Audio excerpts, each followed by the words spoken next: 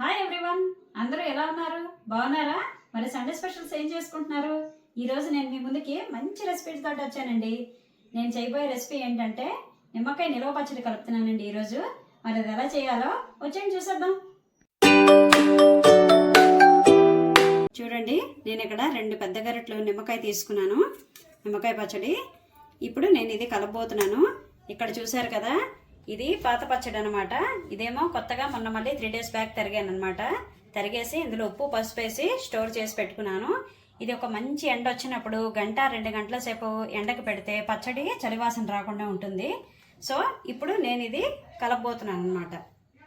ఇది ఇప్పుడు నేను కలపబోతున్నాను. ఇప్పుడు ఇది ఎలా చేయాలో ప్రాసెస్ నేను చూపిస్తాను రండి. ఇప్పుడు ఈ పచ్చడికి తగిన కారం వేస్తున్నాను. చూడండి, నేను ఒక 1/2 గ్లాసు కారం తీసుకున్నాను, పెద్ద గ్లాస్ తోటి. ఈ గ్లాసుడి కారం ఇందులో వేసేస్తున్నాను. ఆల్రెడీ ఉప్పు పసుపు వేసేసుకున్నాం కాబట్టి ఇంక ఉప్పు అవసరం లేదు. ఒకవేళ కారం వేసిన తర్వాత ఉప్పు చాలకపోతే మళ్ళీ వేసుకోవచ్చు అనమాట. చూడండి, ఈ సైజు గరిటెతోటి నేను 2 గరిటెలు మెంతులు తీసుకున్నాను. ఇప్పుడు మనం ఇది దోరగా వేయించేసుకుందాం. మెంతులు మాడకుండా వేయించుకోండి, దోరగా వేయించుకోండి. మాడిపోతే అస్సలు బాగోదు. మెంతి పిండి చేసి పక్కన పెట్టుకుంటే 4 రోజుల పాటు నిలవ ఉంటుంది. ఇలా నిమ్మకాయ పచ్చళ్ళకి, ఉసిరికాయ పచ్చడికి చాలా బాగుంటుంది. ఇంకా మీరేమైనా పండుమిరపకాయలు, ఇప్పుడు సీజనల్ కాబట్టి పండుమిరపకాయలు తెచ్చుకొని పండుమిరపకాయలు పచ్చడి చేసినా కూడా చాలా బాగుంటుంది. మెంతులు గోల్డెన్ కలర్లో వేగాలండి, అప్పుడు పచ్చడికి రుచిగా ఉంటుంది. మాడిపోతే చేదొచ్చేసి పచ్చడి కూడా కలర్ మారిపోతుంది. గోల్డెన్ కలర్లో వేయించుకుంటేనే చాలా బాగుంటుంది. చూడండి, వేగిపోయాయి మెంతులు. స్టవ్ ఆఫ్ చేసేసుకొని ఇలా ప్లేట్లో పోసేసుకొని చల్లారి పెట్టేసుకోండి.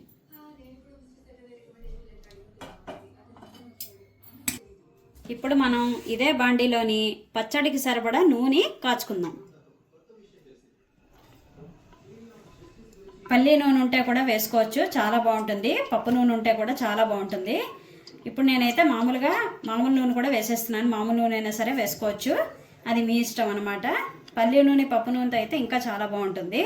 పప్పు నూనె అంటే మన నువ్వులతో ఆడించిన పప్పు నూనె.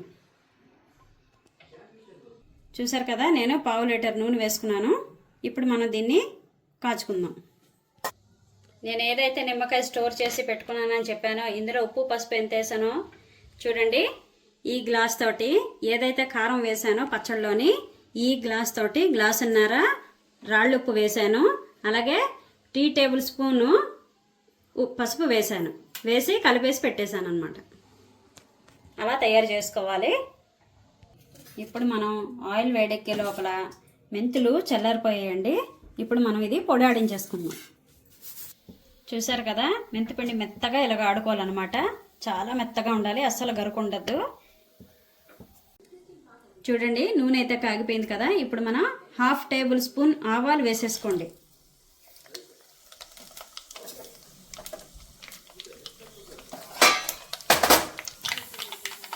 ఆవాలు చిటపట్లు ఆడాయి కదా. ఇప్పుడు మనం స్టవ్ ఆఫ్ చేసేసుకొని ఇంగు వేసేసుకోండి.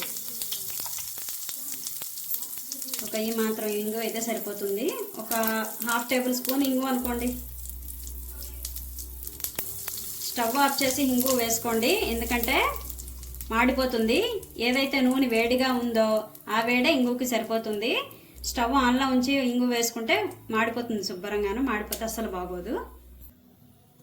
ఇప్పుడు మనం దీన్ని నూనెని చల్లారనిద్దాం. ఇప్పుడు మనం ఆయిల్ చల్లారే లోపు పచ్చడిని కలుపుకుందాం రండి. చూడండి, మెంతిపొడి మనం ఆడించుకున్నాం కదా. ఈ పొడిని 1 టేబుల్ స్పూన్ పొడి వేసేసుకోండి. అంతకుమించి ఎక్కువ అక్కర్లేదు, చేదొచ్చేస్తుంది పచ్చడి. 1 టేబుల్ స్పూన్ అయితే సరిపోతుంది. ఇంకా ఎక్కువ కలుపుకుంటే ఇంకొక 1/2 టేబుల్ స్పూన్ వేసుకోవచ్చు. ఇప్పుడు మనం దీన్ని చక్కగా కలిపేసుకుందాం. కారం మెంతి పొడి పచ్చడిలోని బాగా కలిపేసుకుందాము.